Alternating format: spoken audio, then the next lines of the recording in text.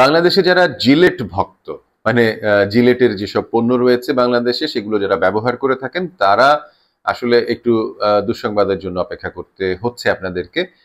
চূড়ান্ত দুঃসংবাদ নয়, কি দুঃসংবাদ সেটাই বলছি শুরুতে। প্রক্টর অ্যান্ড গ্যাম্বল, যে কোম্পানিটি আসলে জিলেটের পণ্য তৈরি করে এবং সেই সাথে ওরাল বি ব্র্যান্ডের পণ্য, Pampers baby diaper, Whisper napkin, head and shoulder, Pantene shampoo এবং এরকম আরো বেশ কিছু গুরুত্বপূর্ণ পণ্য যেগুলো আমাদের দৈনন্দিন আসলে পারিবারিক ব্যবহারে, নিত্য ব্যবহারে আমাদের প্রয়োজন হয়ে থাকে, সেই পণ্য উৎপাদক প্রতিষ্ঠান প্রক্টর অ্যান্ড গ্যাম্বল তারা ফাইনালি সিদ্ধান্ত নিয়েছে যে তারা বাংলাদেশে আর ব্যবসা করবে না, বাংলাদেশ থেকে ব্যবসা গুটিয়ে তারা চলে যাচ্ছে। আমেরিকান এই কোম্পানিটি আসলে বাংলাদেশে দীর্ঘদিন ব্যবসা করছে। তারা 1994 সালে বাংলাদেশে ব্যবসা শুরু করেছিল।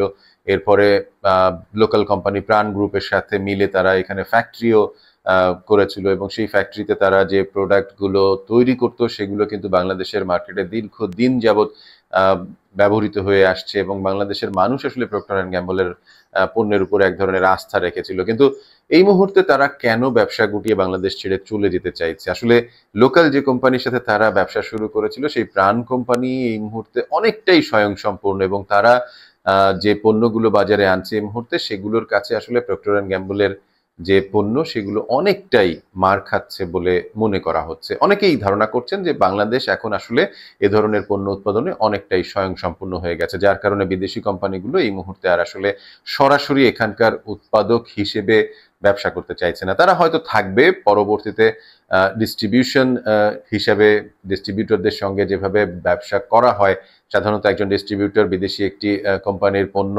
আমদানি করে নিয়ে আসেন এবং সেই আমদানি পণ্য যখন বাংলাদেশে বিক্রি হয় সেটা থেকে তারা যথেষ্ট পরিমাণে মুনাফা করে। তবে এই মুহূর্তে এই জায়গাটাতে আসলে ট্রাম্পের ট্যারিফ একটা বড় ঘটনা ঘটিয়েছে।